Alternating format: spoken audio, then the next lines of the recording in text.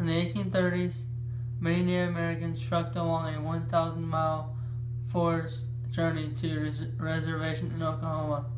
From their homelands in the southeastern United States, this would be equivalent to walking 17,600 American football fields. Today I will be discussing the forced migration of Native Americans out of Georgia, Tennessee, Alabama, North Carolina, and Florida, solely for the selfish wants of the white folk in government. In the beginning of the 1830s, these Native Indians were forced into the creative Indian Territory for the sole purpose of the white folks being able to grow cotton on the land that they native once owned. They saw that the land they lived on was great for the growing and profit, so they kicked them all out because of their envy. What is sad, they went as far as stealing their livestock and burning and looting their houses. What is sad is that the government joined in to remove them as well. During this time period, President Andrew Jackson has been an advocate of the removal of the Native Americans.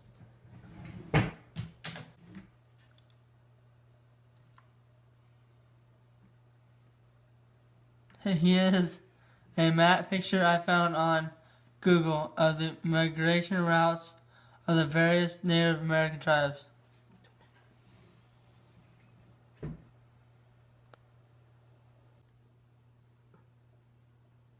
Here is a picture by R. Mike Michelson, Galleries of the Trail of Tears. Here they are supposed to be walking on the trail. You can see that there are not people crying. There are people crying sick and trying to make their way on the scary journey. Let's take a step back and talk about what happened before the removal. Before all this happened, the white folks saw the Native Americans as outsiders or aliens. Before Andrew Jackson became president, George Washington believed that the best way to unite everyone was to teach Indians how to be civilized and learn the American ways. They wanted to try and encourage them to convert to Christianity and learn how to speak English. During this attempt to try to civilize the tribes, Britain didn't go for it.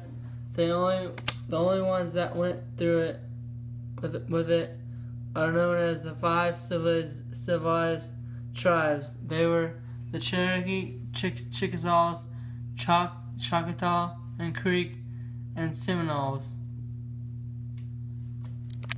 A picture of what a member of these 5 tribes would look like. In the 1830s, President Jackson signed the Indian Removal Act. In the winter the next year, the Choctaw tribe was the first group of natives to be kicked out from their land.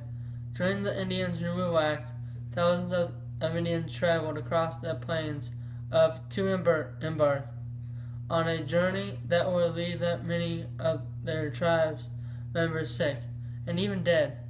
By the 1840s, thousands of Native Americans were drove off the lands from the south and forced to move to the Mississippi Territory.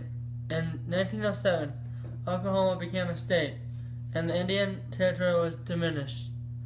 The march resulted in over 5,000 deaths in the Cherokee tribe alone.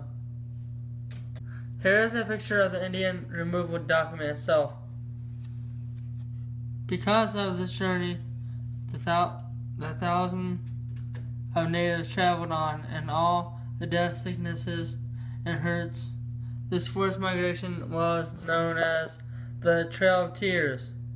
The Removal Act that had a huge impact on the Native Americans back then, and this had led to the creation of special reservations, college grants, scholarships, casinos, and other benefits for Native Americans.